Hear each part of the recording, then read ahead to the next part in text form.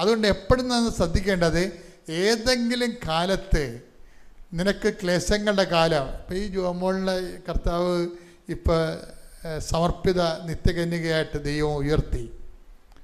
അപ്പോൾ കഴിഞ്ഞ ദിവസങ്ങളായിരുന്നു എൻ്റെ സെർമണി ബിഷപ്പ് ഹൗസിൽ നടന്നത്. അപ്പം ഞാൻ എപ്പോഴും ഇവരെക്കുറിച്ച് ഓർക്കണമെന്ന് ഞാൻ ഇവരുടെ അമ്മയോട്, ഇവരുടെ അമ്മയെ കണ്ടപ്പോൾ ഞാൻ ചോദിച്ചു, ചേച്ചി ജോമോളിനെ കർത്താവിനെ ഏൽപ്പിക്കുകയാണോ? അപ്പോൾ അവരെന്നോട് പറഞ്ഞു, അതേ അച്ഛാ, അവൾ കർത്താവിനുള്ളതാണെന്ന് പറഞ്ഞു. കാര്യം ഞാൻ ചോദിച്ചു വെച്ചാൽ ഇവർക്ക് 3 കൊല്ലമോ മറ്റേ ആമവാദമായിരുന്നു. ആമവാദം. അപ്പം ഈ തല തൊട്ട് ഈ തലമുടി തൊട്ട് നഖം വരെ ഇങ്ങനെ മരവിച്ചിരിക്കും. കിടന്നാൽ തിരിയാൻ പറ്റത്തില്ല. സർവ അസ്ഥികളും പേശികളും ഇങ്ങനെ വേദനിക്കും. പക്ഷെ ഇവർ പുറത്ത് പറയത്തില്ല. ഇവർ കിടക്കുമ്പോൾ തന്നെ ഈ തിരിയണമെങ്കിൽ കുറേ സമയമെടുക്കും. ഞരങ്ങി മൂളി വേദനിച്ചാണ് തിരിയണത്. ഈ തിരിയുമ്പോൾ ഇവിടെ കൈ കൊന്ത ഉണ്ടാകും. അതാണ് വിഷയം. ഈ ഇങ്ങനെ തിരിഞ്ഞ് കിടക്കുമ്പോഴും ആരെങ്കിലും തിരിച്ചിടാൻ ഉണ്ടാകത്തില്ല. വീട്ടിലല്ല, അവരിവിടെ ഒരു സ്ഥലത്ത് താമസിക്കുകയായിരുന്നു അന്ന്. ഇവിടെ കൃപാസനത്തിൽ താമസിക്കുന്ന മുമ്പ് ഇവിടെ ജോലി ചെയ്യും, രാത്രി അവിടെ പോയി താമസിക്കും. അപ്പോൾ അവരെ തിരിച്ചിടാൻ പോലും ആരുമില്ല. പക്ഷെ ആ സമയത്ത് ഒരു കൊന്ത കയ്യിൽ നിന്ന് കളയത്തില്ല. വെറുതെ കൊന്തയെ പിടിച്ചിരിക്കുകയല്ല, അതിനുള്ളിൽ അവർ 1000 മണി ജപമാലയൊക്കെ ചെല്ലും. 1000 മണി ജപമാലയൊക്കെ ചെല്ലും. ഈ ആമവാദം വെച്ചുകൊണ്ട് 1000 മണി ചൊല്ലിപ്പിടിക്കും. ഇത് റെക്കോർഡ് ടൈമാണത്. അത് ഞാൻ നിങ്ങളോട് പറഞ്ഞു, റെക്കോർഡ് ഇട്ടിരിക്കുന്നതാണ്. ഇനി ജോമോളിന് ഒരു സമയമുണ്ടെങ്കിൽ അങ്ങനെ വരുമെന്ന് എനിക്ക് തോന്നില്ല. അത് റെക്കോർഡ് ഇട്ടിരിക്കുന്ന ടൈമാണ്. റെക്കോർഡ് ടൈം എന്ന് പറയും. ആ റെക്കോർഡ് ടൈം കഴിഞ്ഞപ്പോൾ എനിക്ക് മനസ്സിലായി, കർത്താവ് ശരീരത്തിൻ്റെ കലപ്പ ഒടിച്ചതാണെന്ന് മനസ്സിലായി. ദൈവവിളിയുടെ ഒരു സംഭവമാണ് കലപ്പ ഒടിച്ച് കളയും. എലീഷാനെ വിളിച്ച സമയത്ത് ഏലിയയുടെ മേലങ്കി കൊണ്ടുവന്ന് എലീഷയുടെ മുമ്പിൽ ഇട്ട് കൊടുത്ത്, എലീഷ മേലങ്കി ശുശ്രൂഷയുടെ കാര്യമായതുകൊണ്ട് എലീഷയ്ക്ക് പെട്ടെന്ന് ഓടിത്തിരിഞ്ഞ് പറയും, പ്രഭു ഞാൻ വീട്ടിൽ നിന്ന് അപ്പനെ ചുംബിക്കട്ടെ എന്ന് ചോദിക്കും. അത് നിൻ്റെ കാര്യമെന്ന് പറയും. എന്നുവെച്ചാൽ ഞാൻ വീട്ടുകാരോട് ഗുഡ് ബൈ പറയട്ടെ എന്നാണ് ചോദിക്കണേ. ഗുഡ് ബൈ പറയട്ടെ, അവർക്ക് അന്ത്യചുംബനം കൊടുത്തിട്ട് ഗുഡ് ബൈ പറയട്ടെ എന്ന് ചോദിക്കും. അപ്പോൾ അത് നിൻ്റെ കാര്യമെന്ന് പറയും. അപ്പോൾ ഉടനെ ഇയാൾ തിരിച്ച് വന്നിട്ട് കലപ്പ ഉഴുതുകൊണ്ട് നിൽക്കിയിരുന്നു ഇയാൾ. അയാളുടെ ജീവിതമാർഗം അതായിരുന്നു. ആ കലപ്പ എടുത്ത് പശുവിനിട്ട് കാളയത്തിട്ട് തലക്കിട്ട് തല്ലും. തലേനെ കൊന്നു കളഞ്ഞിട്ട് ആ കലപ്പ കത്തിക്കും. ആ തീയിൽ കാളയെ ചുട്ടിട്ട് അവിടെയുള്ള എല്ലാവരും കൊടുക്കും. അതാണ് എലീഷയുടെ ദൈവവിളി എന്ന് പറഞ്ഞത്. വല്ലാത്ത ദൈവവിളിയാണ്. അപ്പോൾ അത് എല്ലാവർക്കും, എൻ്റെ ജീവിതത്തിലും ഇതുപോലെ കലപ്പ കത്തിക്കുന്ന എക്സ്പീരിയൻസ് ഉള്ള കാരണം ഈ കലപ്പ കത്തിച്ചേക്ക് മനസ്സിലായി. അതുകൊണ്ടാണ് ഞാൻ അമ്മയോട് ഇവിടെ രോഗം കഴിഞ്ഞപ്പോൾ ഞാൻ ചോദിച്ചു എങ്ങനെയാണെന്ന് ചോദിച്ചു ദൈവവിളിയെക്കുറിച്ച്. കാര്യം വീട്ടുകാരുടെ കൺസെൻറ്റ് വേണ്ടേ. അപ്പോൾ അപ്പോൾ ഞാനിവിടെ ട്രെയിനർ എന്ന രീതിയിൽ ഞാൻ കൺഫേംഡായി ഞാൻ ശരിക്കും. നിങ്ങൾ ഓർത്തേക്കണം, നിങ്ങളുടെ മക്കൾ എപ്പോഴെങ്കിലും കർത്താവിൻ്റെ ജോലി ചെയ്യണമെന്ന് പറഞ്ഞാൽ നിങ്ങളുടനെ അത് നേഴ്സാകുക, അല്ലെങ്കിൽ നീ നിൽക്കുക, ഡിഗ്രി കഴിയട്ടെന്ന് പറയും. ചില വഞ്ചകരായ മാതാപിതാക്കന്മാർ ദൈവവിളിയെ കൊല്ലണത് എങ്ങനെയാണെന്ന് അറിയാമോ? അവർ പറയും, നീ കൊച്ചാണ്, നീ ഡിഗ്രി കഴിയട്ടെന്ന് പറയും. ഡിഗ്രി കഴിയുമ്പോൾ വീട്ടുകാർക്ക് അറിയാം ഇവിടെ പോകത്തില്ലെന്ന്. തട്ടിപ്പാണ് ശരിക്കും പറഞ്ഞാൽ. അത് ദൈവത്തോട് കാണിച്ച തട്ടിപ്പാണ്. അതുകൊണ്ട് തന്നെ ആ മക്കളെ ഓർത്തുകൊണ്ട് മാതാപിതാക്കന്മാർക്ക് ഇനി നിത്യത വരെ ദുഃഖിക്കേണ്ടി വരും. എന്താ കാര്യം? ദൈവം വിളിച്ചിട്ട് നിങ്ങൾ വിട്ടുകൊടുത്തില്ല. ഞാൻ ഇടവയിൽ ചെന്നപ്പോൾ ഒരു വല്യമ്മ വന്ന് എന്നെ പരിചയപ്പെട്ട്. അപ്പോൾ വല്യമ്മയുടെ കൂടെ നിൽക്കണ മുനിസിപ്പലുകാരും സൊഡാറ്റിക്കാരും പറഞ്ഞ് ഈ വല്യമ്മക്ക് 10 മക്കളുണ്ടായിരുന്നെന്ന് പറയും. അപ്പം ഞാൻ പറഞ്ഞു, ആരെങ്കിലും കർത്താവിന് കൊടുത്താ? ഇല്ല, ആരെയും കൊടുത്തില്ല. ഞാൻ പറഞ്ഞു, പട്ടി പ്രസവിച്ച പോലെ ആയല്ല. തീർന്നില്ല പരിപാടി. അമ്മയുടെ കയ്യിലല്ലേ ഇരിക്കണത്. അമ്മയല്ലേ അതിന് വേണ്ടി പ്രാർത്ഥിച്ച് ഉപവസിച്ച് ഒരുക്കിയും അപ്പൻ്റെ സപ്പോർട്ട് വാങ്ങിച്ചും കർത്താവ്. നിങ്ങൾക്ക് തോന്നുന്നുണ്ടോ ഈ ദൈവവിളി എന്ന് പറഞ്ഞാൽ നിസ്സാര കാര്യമാണെന്ന്? അച്ഛനെയും കന്യാസ്ത്രീയൊക്കെ വായിക്കണ ആൾക്കാർക്ക് തോന്നി വായിക്കണത്. അത് വലുതാക്കാതെ എന്ത് പറയും? ഞങ്ങളൊക്കെ എന്ത് മതം കേട്ടിരിക്കണത്? ഞാൻ ഇന്നും കേട്ടോണ്ടിരിക്കുകയല്ലേ. എന്താ കാര്യം? അതൊക്കെ നമ്മുടെ എക്സ്പെൻഡിച്ചറാണ്. ഈ വിളി സ്വീകരിച്ചതിന് നമ്മുടെയൊക്കെ ഒന്ന് വാങ്ങിച്ച വിലകളാണത്. വഞ്ചകനാണ്, തട്ടിപ്പാണ് എന്നൊക്കെ പറയത്തില്ല ആൾക്കാർ. അപ്പോഴെന്താ, നമ്മളതിൻ്റെ പേയ്മെൻറ്റ് നടത്തിക്കൊണ്ടിരിക്കുകയാണ്. We have to pay it. ഞാൻ നിങ്ങളോട് ആദ്യമേ പറഞ്ഞു, നിങ്ങളോട് ആദ്യം എന്താണ്, ദൈവത്തിനൊന്നും അസാധ്യമല്ല, പക്ഷെ ഒന്നും ലളിതമല്ലെന്ന് പറഞ്ഞു. ഇല്ലേ, പറഞ്ഞില്ലേ? എൻ്റെ അർത്ഥം എന്താണ്? ഈ നീതി പൈതൽ എന്ന് പറഞ്ഞ സംഭവം എന്ന് പറയുന്നത്, നമ്മൾ ദൈവത്തിന് വേണ്ടി ജീവിക്കുന്നുവെന്നുള്ളത് ദൈവത്തെ ബോധ്യപ്പെടുത്തണമെന്നുണ്ടെങ്കിൽ അതിൻ്റെ പേയ്മെൻറ്റ് നടത്തേണ്ടി വരും. അത് ചിലപ്പോൾ ക്യാഷായിട്ട് വരും, സഹനമായിട്ട് വരും, ചിലപ്പോൾ തെറ്റിദ്ധാരണയായിട്ട് വരും, ചിലപ്പോൾ നമ്മൾ ബ്രാൻഡഡായിട്ട് വരും. അങ്ങനെയുള്ളൊരു പേയ്മെൻറ്റ് കൊടുത്തു കഴിയുമ്പോൾ നമ്മളത് സന്തോഷത്തോടെ കൊടുക്കണം. അതാണ് സന്തോഷത്തോടെ പോയി തനിക്കുള്ളതെല്ലാം വിറ്റെന്നല്ലേ പറയണത്. നിങ്ങളുടെ മക്കളോട് നിങ്ങൾ പറയണം, നിങ്ങൾ ദൈവത്തിന് കൊടുത്താൽ ദൈവത്തിൻ്റെതാണത്. ദൈവത്തിന് കൊടുത്താൽ ദൈവത്തിൻ്റെതാണ്. ചില അപ്പനും അമ്മയും കൊടുക്കും. ഇപ്പോൾ പരിപാടിയുണ്ട് വെച്ചാൽ, എന്തിനാണ് മക്കളെ യൂറോപ്പിൽ വിടാൻ വേണ്ടിയാണ്, എന്നാൽ പിന്നെ ആഫ്രിക്ക വിടാൻ പാടില്ല. ചിലർ ദൈവം വിളിക്കാൻ വേണ്ടി, ഞാൻ ദൈവത്താന്നാണ് ദൈവത്തിന് കൊടുത്ത്, എന്താണ് അവനെ കൊണ്ട് പാസ്പോർട്ട് എടുപ്പിച്ചുകൊണ്ടിരിക്കുകയാണ്. എന്ത് കാര്യം, അവനെ ചാടിച്ച് യൂറോപ്പിൽ വിടണം, എങ്ങനെയെങ്കിലും 10 പൈസ ഉണ്ടാക്കിയിട്ട് കുടുംബം നന്നാക്കണം. അതും ദൈവവിളിയൊന്നുമല്ല. ദൈവത്തിന് കൊടുക്കുന്നത് മിഷനറി ഒന്നും പ്രതീക്ഷിക്കരുത്, അത് ദൈവത്തിന് കൊടുക്കേണ്ടതാണ്. അല്ല ഇടയ്ക്കിടയ്ക്ക് മകനെ വീട്ടിൽ വിളിച്ച് വരുത്തി, മകളെ വീട്ടിൽ വിളിച്ച് വരുത്തി സൽക്കരിച്ച് മകൻ വണ്ടി എടുത്ത് വീട്ടിൽ പോയി ഈ കളിയും കച്ചവടം കഴിഞ്ഞാൽ കുറച്ച് കഴിയുമ്പോൾ കൃപ നഷ്ടപ്പെട്ടു പോകും. ഇതിൻ്റെ പ്രശ്നം വെച്ച് കഴിഞ്ഞാൽ, ഇതെന്ന് പറയണത് കർത്താവിൻ്റെ വിശുദ്ധമായ രക്തത്തിലാണ് ഈ കൃപകളെല്ലാം ഉൽപ്പാദിപ്പിക്കപ്പെട്ടിരിക്കുന്നത്. അപ്പം നമ്മളൊക്കെ ചിലപ്പോൾ സൗജന്യ ദാനമാണെന്നൊക്കെ പറയണതേ ഉള്ളൂ. പേയ്മെൻറ്റ് നടത്തണം, അതിന് പേയ്മെൻറ്റും നടത്തണം. അപ്പം അങ്ങനെ പേയ്മെൻറ്റ് നടത്തുമ്പോൾ നിങ്ങൾ ഒരു കുഞ്ഞെങ്കിലും നിങ്ങളോട് ദൈവവിളിയെക്കുറിച്ച് പറഞ്ഞാൽ നിങ്ങൾ പ്രോത്സാഹിപ്പിക്കണം അത്. അല്ലെങ്കിൽ പറയും, എടി ഇതിനൊക്കെ പ്രാന്താണ്, ഈ കാലത്ത് വലിയൊരു രീതി പണിക്ക് പോവുക, അവർ നിനക്ക് കിണറ്റ് മുന്തിയിടുമെന്ന്. ആര്? മനോരോഗികളൊക്കെ പോയി കിണറ്റ് ചടിച്ചെടുത്തിട്ടുണ്ട്, അതിന് മടക്കാരെന്ത് ചെയ്യണം? കിണറ്റ്, അതായത് അതിന് മടങ്ങാരെന്ത് ചെയ്യണം? അതെല്ലാം നമ്മുടെ ശുശ്രൂഷകളോട് എതിർപ്പുള്ളവരെ നമ്മളെ കരുതേക്കാൻ വേണ്ടി അതെല്ലാം നമുക്കെതിരെ ഉപയോഗിക്കുന്നതാണ്. അങ്ങനെ ഉപയോഗിക്കുമ്പോഴും വീണ്ടും ഇവിടെ ദൈവവിളി വർദ്ധിച്ചുകൊണ്ടിരിക്കുകയാണ്. എന്താ കാര്യം? കർത്താവിൻ്റെ വേല, ദൈവമായിട്ട് സ്നേഹമുള്ളവരെ, ദൈവത്തിന് വേണ്ടി ജീവിക്കുന്നവരെ അവരെന്നും കാലത്ത് ഉണ്ടാകും. എന്താ കാര്യം വെച്ച് കഴിഞ്ഞാൽ, അതുകൊണ്ട് തന്നെ നിങ്ങൾക്ക് എപ്പോഴെങ്കിലും കർത്താവിൻ്റെ ഒരു വിളി തോന്നിയാൽ നിങ്ങൾ എന്നോട് പറയണം, അച്ഛാ എനിക്ക് ജീവിതകാലം മുഴുവൻ കർത്താവിന് വേണ്ടി ജീവിക്കാൻ വേണ്ടി തോന്നണമെന്ന് പറയണം. അപ്പം നിങ്ങൾ ജെനുവിനാണെങ്കിൽ ഞാൻ 3 കൊല്ലം എൻ്റെ കൂടെ നിർത്തി നിങ്ങൾ ശുശ്രൂഷയ്ക്ക് ഏൽപ്പിക്കും. നിങ്ങൾ ജെനുവിനാണെന്ന് എനിക്ക് തോന്നിയ പ്രാർത്ഥനാ ജീവിതം സത്യസന്ധമാണെന്ന് തോന്നിക്കഴിഞ്ഞാൽ സ്വാഭാവികമായിട്ട് ഇങ്ങനെ അടുത്ത നടപടികളിലേക്ക് കടക്കും നമ്മൾ. അപ്പോൾ എപ്പോഴും നമ്മൾ ശ്രദ്ധിക്കേണ്ടത്, ഒരു ദൈവവിളി തോന്നണം. കൃപാസനത്തിൽ തോന്നണമെന്നുണ്ടെങ്കിൽ കൃപാസനം അമ്മയുടെ പ്രത്യക്ഷീകരണത്തെ ലോകത്തിന് കൈമാറാൻ വേണ്ടിയുള്ള മിഷനായിട്ടാണ് തോന്നേണ്ടത്. ഇപ്പം ജോമോള അതിനാണ് ഈ ശുശ്രൂഷ സ്വീകരിച്ചിരിക്കുന്നത്. അത് എത്രയോ 10-12 കൊല്ലയോട് ജീവിച്ചില്ലേ. അതുപോലെ തന്നെ നിങ്ങൾക്ക് എൻ്റെ മക്കളെ ദൈവവിളി, ഇപ്പം ഞാൻ അമ്മയെ നേരെ കണ്ട ഒരാളാണ്. എന്താണ് ദൈവവിളിക്ക് കുറവ് വന്നതെന്ന് ചോദിച്ചു കഴിഞ്ഞാൽ, ദൈവാനുഭവം ഉള്ളവരുടെ കുറവാണ് ദൈവവിളിക്ക് കുറവ് വന്നതിൻ്റെ കാരണം. വേറെ ഒന്നുമല്ല. കാര്യം ദൈവവിളിക്ക് ഒപ്പം തരാൻ ലോകത്തിൻ്റെ ഒന്നുമില്ല. ഒരു ദൈവവിളിക്കൊപ്പം തരാൻ ലോകത്തിൻ്റെ കയ്യിലൊന്നുമില്ല. നിങ്ങൾക്ക് ഇനി 16 ലക്ഷം രൂപ ശമ്പളം കിട്ടുമെന്ന് പറഞ്ഞാലും ഒരു കഥയുമില്ല. ദൈവവിളി എന്ന് പറയുമ്പോൾ അത് എപ്പോഴും ഈശോ പറയണത്, ഞാൻ ചെയ്തത് എന്താണെന്ന് ഇപ്പം നിനക്ക് മനസ്സിലാവത്തില്ല, പിന്നീട് മനസ്സിലാകും. ഷീബ ജോജി, ഞാൻ എറണാകുളത്തു നിന്ന് വരുന്നു. ഇത് എൻ്റെ സഹോദരൻ, അടുത്തത് എൻ്റെ മകനാണ് നിരഞ്ജൻ, സഹോദരൻ്റെ പേര് ഷാജി. അപ്പം ഞാൻ ഈ കൃപാസനത്തെക്കുറിച്ച് അറിഞ്ഞത് 2017 അപ്പം തൊട്ട് ഞാനിവിടെ വരാറുണ്ട്, ഉടമ്പടി എടുക്കാറുണ്ട്. എന്നാൽ കൊറോണ സമയത്ത് ഞങ്ങളുടെ ഉടമ്പടി ഇങ്ങോട്ട് വരാതാകുകയും ഉടമ്പടി എടുക്കാതെ ആകുകയും ചെയ്തു. ഞാൻ എറണാകുളത്തൊരു വനിതാ സ്ഥാപനം നടത്തുകയാണ്.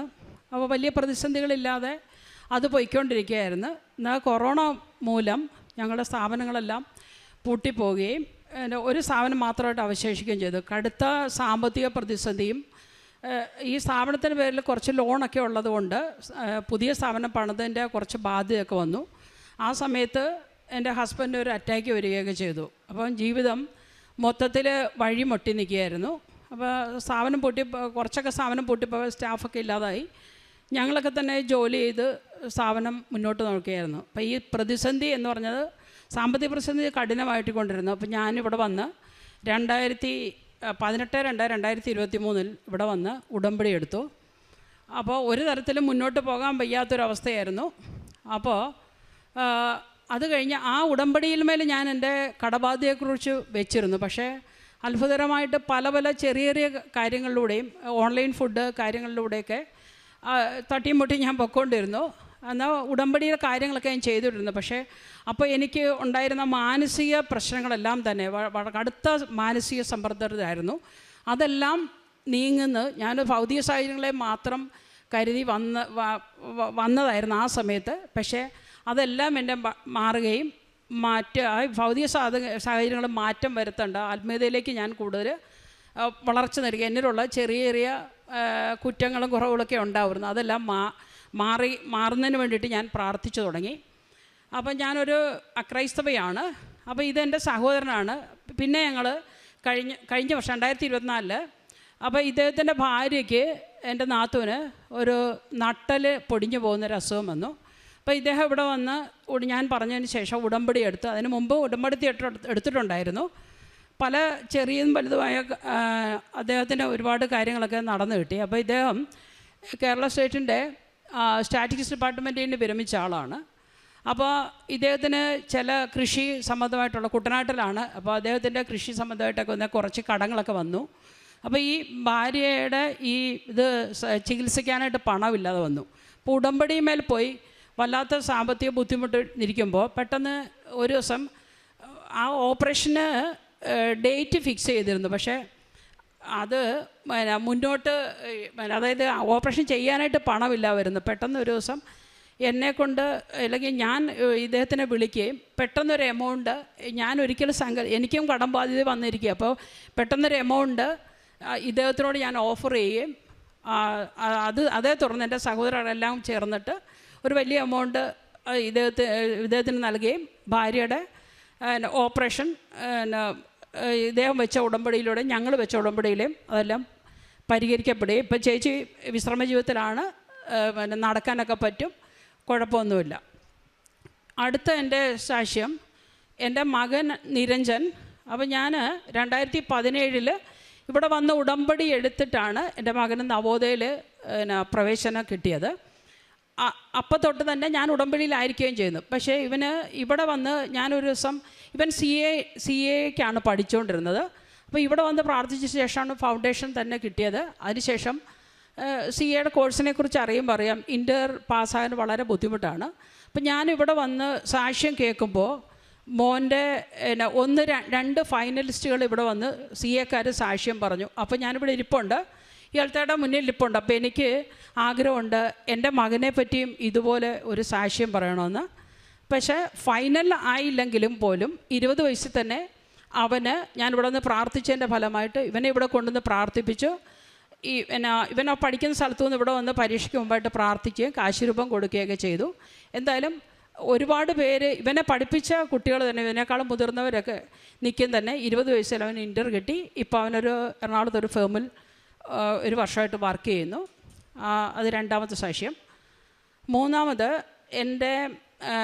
എനിക്ക് കടബാധ്യത മൂലം ഞാൻ ബുദ്ധിമുട്ടിരുന്ന എനിക്ക് ഈ നവംബറിൽ വല്ലാത്ത ബുദ്ധിമുട്ടുണ്ടായിരുന്നു. കുറച്ചൊക്കെ ബുദ്ധിമുട്ട് മാറിയെങ്കിലും നന്നായി കടം എനിക്ക് വീടണമല്ലോ, ബുദ്ധിമുട്ടുണ്ടായിരുന്നു. അപ്പോഴേക്കും എൻ്റെ ഹസ്ബൻഡിൻ്റെ ഒരു ബന്ധു ആ കുട്ടിയെ ഇവിടെ കൊണ്ടുവന്നിട്ട് ഞാൻ പള്ളിയിൽ നമ്മുടെ മുമ്പിൽ കൊണ്ടുവന്നിട്ടുണ്ടായിരുന്നു അവളുടെ പ്രശ്നങ്ങളെ പരിഹരിക്കാൻ വേണ്ടിയിട്ട്.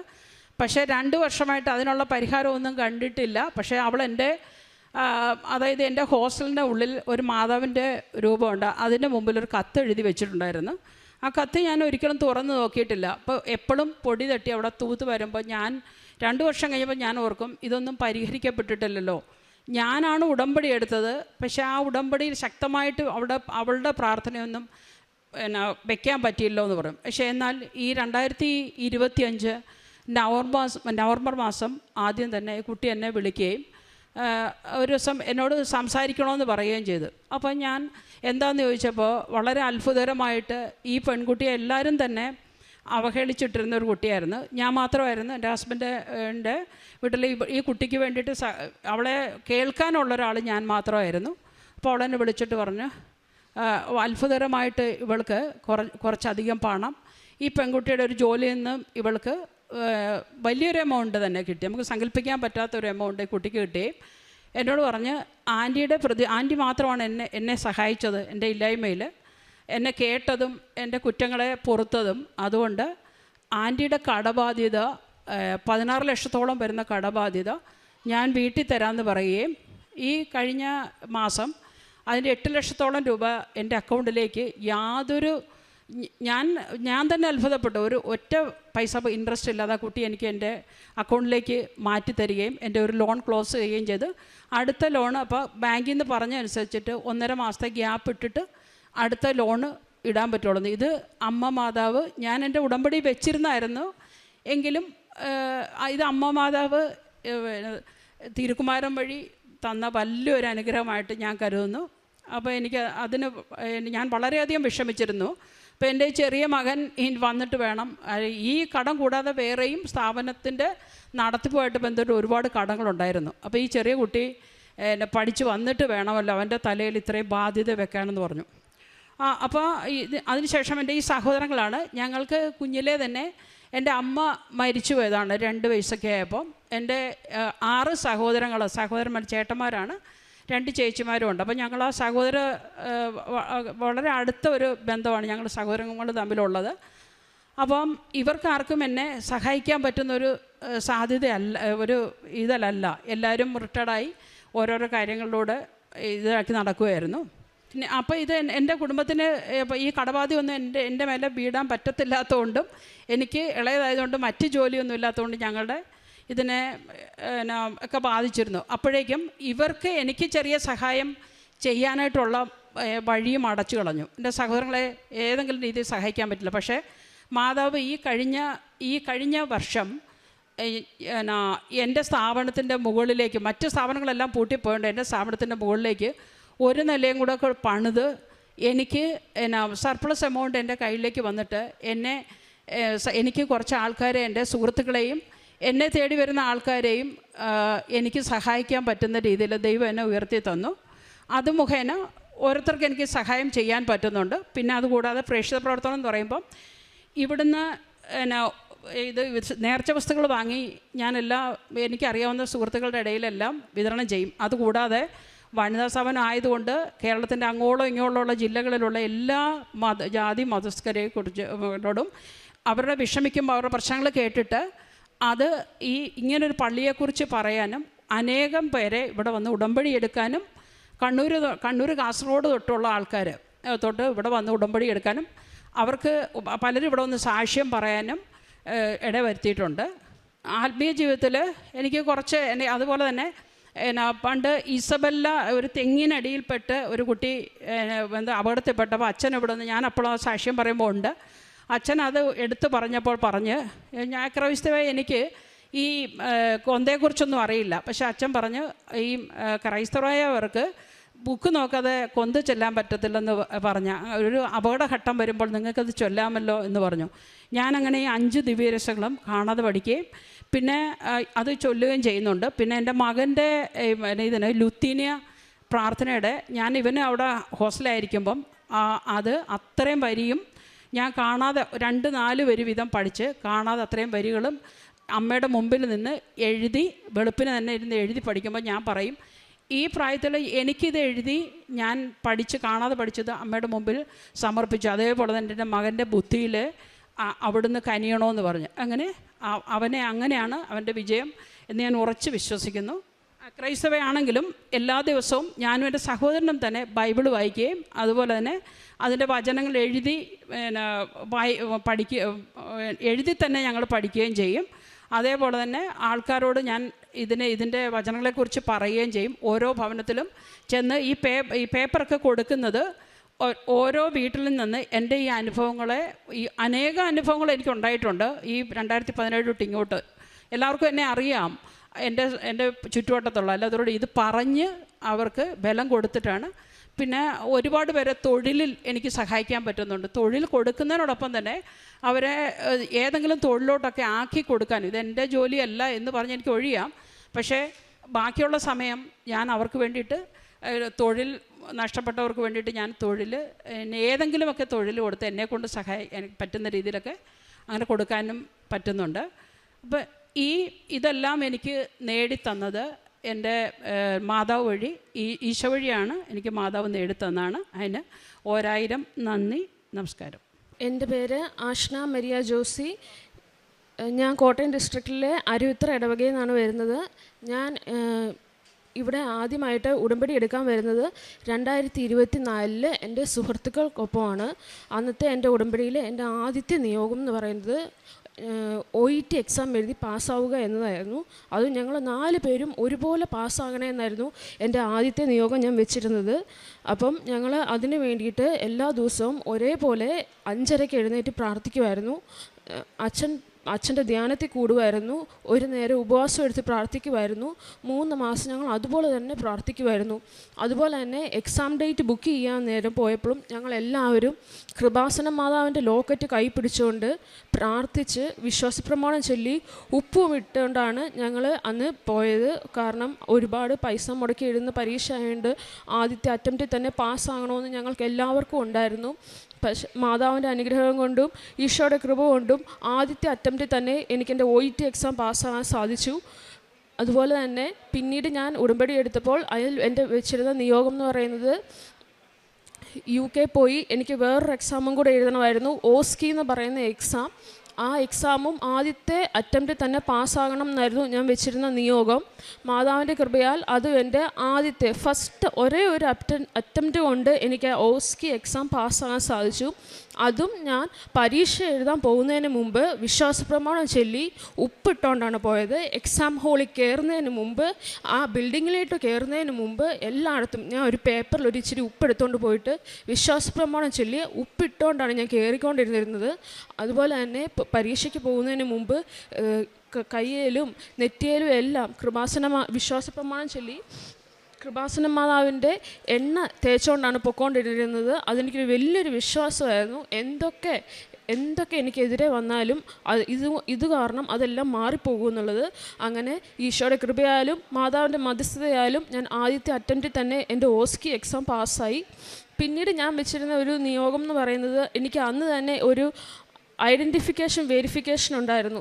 പക്ഷേ എനിക്ക് നാട്ടിൽ നിന്ന് പോയപ്പം original police verification clearance certificate ഇല്ലാത്തതിനാൽ എനിക്ക് അന്നത് ചെയ്യാൻ സാധിച്ചില്ല. എൻ്റെ വിസിറ്റിംഗ് വിസയുടെ കാലാവധി എന്ന് പറയുന്നത് ഡിസംബർ 2025 1-ാം തീയതി വരെ ഉള്ളായിരുന്നു. പക്ഷേ പിന്നീട് അവരെനിക്ക് മെയിൽ അയച്ച് മാറ്റി തന്ന തീയതി എന്ന് പറയുന്നത് നവംബർ മാസത്തിലേക്കായിരുന്നു. അതായത് എനിക്ക് പോകുന്നതിന് ഒരാഴ്ച മുമ്പ് മാത്രമേ ഈ വെരിഫിക്കേഷനുള്ള അപ്പോയിൻമെൻ്റ് ഉള്ളൂ. അപ്പോയിൻമെൻറ്റ് കിട്ടി 15 ദിവസം കഴിയാതെ എനിക്ക് അവിടുത്തെ രജിസ്ട്രേഷൻ പിൻ നമ്പർ കിട്ടത്തില്ല. രജിസ്ട്രേഷൻ പിൻ നമ്പർ കിട്ടിയില്ലെങ്കിൽ ഞാൻ എന്തൊക്കെ ആപ്ലിക്കേഷൻ അയച്ചാലും അതെല്ലാം തന്നെ ക്യാൻസലായി പോകും. ഞാൻ 100ഓളം ആപ്ലിക്കേഷൻ അയച്ചു. എല്ലാം തന്നെ രാവിലെ അയക്കുമ്പോൾ അൺസക്സസ്ഫുൾ എന്നുള്ള നോട്ടിഫിക്കേഷൻ മാത്രമായിരുന്നു. അതിൻ്റെ ഇടയ്ക്കാണ് എൻ്റെ ആൻറ്റിമാഴി വരി ജോസഫ് അച്ഛൻ UK ഒരു ധ്യാനം നടത്തിയായിരുന്നു. സെക്കൻഡ് സാറ്റർഡേ കൺവെൻഷനിൽ വന്നായിരുന്നു. അങ്ങനെ അച്ഛൻ്റെ ധ്യാനത്തിൽ പോയി രണ്ടാമത് വീണ്ടും ഞാൻ ഒന്നും കൂടെ ഒരു ഉടമ്പടി എടുത്തു. അത് കഴിഞ്ഞപ്പം അച്ഛൻ പറഞ്ഞായിരുന്നു, ഒരുപാട് മെഡിക്കൽ ആവശ്യങ്ങൾക്കുള്ള രോഗികളായിട്ടുള്ളവർക്ക് വേണ്ടി മാത്രം അച്ഛൻ ഒരു സ്പെഷ്യൽ പ്രാർത്ഥന തൊട്ടടുത്ത ദിവസം നടത്തുന്നുണ്ടെന്ന്. അപ്പോൾ എൻ്റെ ആൻറ്റിമാരുടെ ഒപ്പം ഞാനും പോയായിരുന്നു അച്ഛനോട് ഒരു മെഡിക്കൽ പരമായിട്ടുള്ള ഒരു പ്രാർത്ഥനാ സഹായം ആവശ്യപ്പെടാൻ വേണ്ടിയിട്ട്. അന്ന് പോയപ്പം എല്ലാവരും ഫാമിലിയോടെയാണ് വന്നത്. ഇപ്പം ഞാൻ നോക്കിയപ്പം ഞാൻ മാത്രം അന്ന് ഒറ്റയ്ക്കുള്ളായിരുന്നു. ഇപ്പം ഞാൻ ഓർത്തു, ദൈവമേ ഞാൻ മാത്രമേ ഉള്ളൂ, ഞാൻ എന്താ പറയുമെന്ന് എനിക്കറിയത്തില്ല. ഇപ്പം ഞാൻ പ്രാർത്ഥിച്ചു, ദൈവമേ എൻ്റെ വലതും ഇടതും നിന്ന് മിറാക്കിളായിട്ട് അച്ഛൻ നോക്കുമ്പോൾ എനിക്ക് ഫാമിലി മീൻസ് അന്ന് ഞാൻ മാത്രം വിസിറ്റിംഗ് വിസയ്ക്ക് പുറത്ത് പോയിരുന്നത്. അപ്പം ഞാൻ ഓർക്കിയപ്പോൾ എനിക്ക് പെട്ടെന്ന് സങ്കടം വന്നായിരുന്നു. കാരണം ഞാൻ ഒറ്റയ്ക്കേ ഉള്ളായിരുന്നു. അപ്പം ഞാൻ പറഞ്ഞു, ഈശോയും മാതാവും എൻ്റെ വലതും ഇടന്ന് നിന്ന് എനിക്ക് ഫാമിലി പോലെ വരണമെന്ന്. അങ്ങനെ ഞാൻ അച്ഛനോട് എൻ്റെ മെഡിക്കൽ പരമായിട്ടുള്ള പ്രാർത്ഥനാ സഹായം പറഞ്ഞു. അതുകൂടാതെ ഞാൻ അച്ഛനോട് എൻ്റെ ജോലിയുടെ കാര്യം പറഞ്ഞു.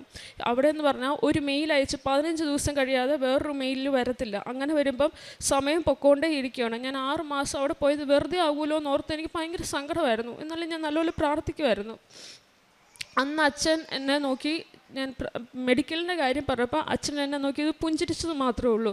അത് ഞാൻ ജോലിയുടെ കാര്യം പറഞ്ഞപ്പോൾ അച്ഛൻ എന്നോട് പറഞ്ഞ ഒരു വാക്കാ, നീ സാക്ഷ്യം പറയാൻ റെഡിയായിക്കോ എന്ന് പറഞ്ഞു. പിന്നെ 17 എന്ന് പറഞ്ഞൊരു തീയതി പറഞ്ഞു. എനിക്ക് അതെന്നൊന്നും മനസ്സിലായില്ല. ഞാനോർത്ത് ദൈവം 17 എന്ന് പറഞ്ഞു എന്താ എനിക്ക് മനസ്സിലായില്ല. അത് കഴിഞ്ഞ് പിന്നെ ഞാൻ NMC-ക്കാർക്ക് ഒരു മെയിൽ അയച്ചു. അത്ഭുതകരമായിട്ട് ഒരാഴ്ചയ്ക്കുള്ളിൽ തന്നെ അവരുടെ റിപ്ലൈ വന്നു. ഒരാഴ്ചയ്ക്കുള്ളിൽ തന്നെ എനിക്ക് അപ്പോയിൻമെൻറ്റ് അവർ തരാമെന്ന് പറഞ്ഞ് അവരുടെ മനസ്സ് മാറി. അങ്ങനെ ഒരാഴ്ചയ്ക്കുള്ളിൽ തന്നെ എനിക്ക് അപ്പോയിൻമെൻറ്റ് കിട്ടി. അങ്ങനെ ഞാൻ അച്ഛനെ കണ്ട് എന്നാണോ പ്രാർത്ഥിച്ചത് അന്നോട്ട് കറക്റ്റ് 17ാമത്തെ ദിവസം എനിക്ക് എൻ്റെ NMC രജിസ്ട്രേഷൻ നമ്പർ കിട്ടി. ദൈവം എന്നെ അനുഗ്രഹിച്ചു. അതിന് ഞാൻ മാതാവിനും ഈശോയ്ക്ക് ഒരുപാട് നന്ദി പറയുന്നു. അതെൻ്റെ വിശ്വാസ ജീവിതത്തിലുണ്ടായ ഒരു വലിയൊരു മാറ്റം തന്നെയായിരുന്നു. കാരണം എനിക്ക് ആദ്യമേയൊക്കെ ഒരു കൃപാസന മാതാവിൻ്റെ പത്രം കൊടുക്കുന്നതൊക്കെ ഒരു നാണക്കേടായിട്ട് എനിക്ക് തോന്നുമായിരുന്നു. പിന്നീട് എനിക്കത് മാറി വന്നു. അത് ഞാൻ ബസ്സിൽ കയറുമ്പോൾ കൊടുക്കും, ട്രെയിനിൽ കയറുമ്പോൾ കൊടുക്കും. ക്രിസ്ത്യാനിയാണോ അല്ലയോ എന്നൊന്നും എനിക്കില്ല. എനിക്ക് അറിയാവുന്ന രീതിയിൽ മാതാവ് ഇങ്ങനെയാണ്, നിങ്ങൾ പ്രാർത്ഥിക്കണം, കൃപാസന മാതാവിൻ്റെ പത്രം അങ്ങനെ ഞാൻ എല്ലാവർക്കും കൊടുക്കാൻ തുടങ്ങി. പിന്നെ പ്രേക്ഷിത പ്രവർത്തനമായിട്ട് ഞാൻ ചെയ്യുന്നത് എന്നാന്ന് വെച്ചാൽ, എൻ്റെ ഫ്രണ്ടിൽ വന്ന് സഹായത്തിന് വേണ്ടി കൈ നീട്ടുന്ന ഒരാൾക്ക് എൻ്റെ കയ്യിൽ എന്താണോ ഉള്ളത് അത് ഞാൻ അവർക്ക് കൊടുത്തു വിടത്തുള്ളൂ. ആ കൈ നീട്ടുന്ന ഒരാളുടെ മുമ്പിൽ ഒന്നും കൊടുക്കാതെ ഞാൻ ഇന്നേ വരെ പോകാറില്ല. പിന്നെ ഞാൻ ഒരു നേഴ്സാണ്. അപ്പം ഞാൻ ജോലി ചെയ്യുന്നിടത്ത് എനിക്ക് കിട്ടുന്ന പേഷ്യൻസ് ആരൊക്കെയാണോ അവർക്കെല്ലാവർക്കും വേണ്ടിയിട്ട് ഞാൻ പ്രാർത്ഥിക്കാറുണ്ട്. അത് എൻ്റെ വിശ്വാസ ജീവിതത്തിൽ വന്ന ഒരു മുന്നേറ്റമായിട്ടാണ് ഞാൻ കാണുന്നത്. എനിക്കുണ്ടായിരുന്ന ഒരു വിശ്വാസം കൂടാൻ അത് കാരണമായി. ഇപ്പം ഞാൻ എന്ത് ചെയ്താലും വിശ്വാസ പ്രമാണം ചൊല്ലി മാതാവിൻ്റെ ഉപ്പിട്ട് പ്രാർത്ഥിച്ചുകൊണ്ടാണ് ചെയ്യുന്നത്. പിന്നീട് ഞാൻ വിസിറ്റിംഗ് വിസയിൽ നിന്നപ്പം എനിക്ക് രജിസ്ട്രേഷൻ നമ്പർ കിട്ടിയത് വലിയൊരു നേട്ടമായിരുന്നു. പിന്നീട് ഞാൻ ഇവിടെ വന്നിട്ട് ജോലിക്ക് വേണ്ടിയിട്ട് അപേക്ഷിച്ചു. ഇപ്പം ഞാൻ അവിടുത്തെ ജോലി ശരിയാകാത്തതുകൊണ്ട് നാട്ടിൽ ഞാൻ വേറൊരു ആശുപത്രി ജോലിക്ക് കയറിയായിരുന്നു. അപ്പം ഉടനെ ഒന്നും ഇനി UK പോകുന്നത് സാധിക്കത്തില്ലെന്നാണ് വിചാരിച്ചത്. പക്ഷേ 1.5 മാസത്തിനുള്ളിൽ എനിക്ക് അടുത്ത ജോലി ശരിയായി, എനിക്ക് വിസ വന്നു, എനിക്ക് അടുത്ത ദിവസം തന്നെ കയറിപ്പോവാം. അപ്പം ഞാൻ ഈശോയ്ക്കും മാതാവിനും അതിനു വേണ്ടി ഒരുപാട് നന്ദി പറയുന്നു. ഇമ്പോസിബിൾ എന്ന് ഞാൻ വിചാരിച്ചിരുന്ന കാര്യങ്ങളാണ് ദൈവം എനിക്ക് മിറാക്കിൾഫുള്ളി ചെയ്തു തന്നിരിക്കുന്നത്. അതിന് ഒരുപാട് ഞാൻ നന്ദി പറയുന്നു.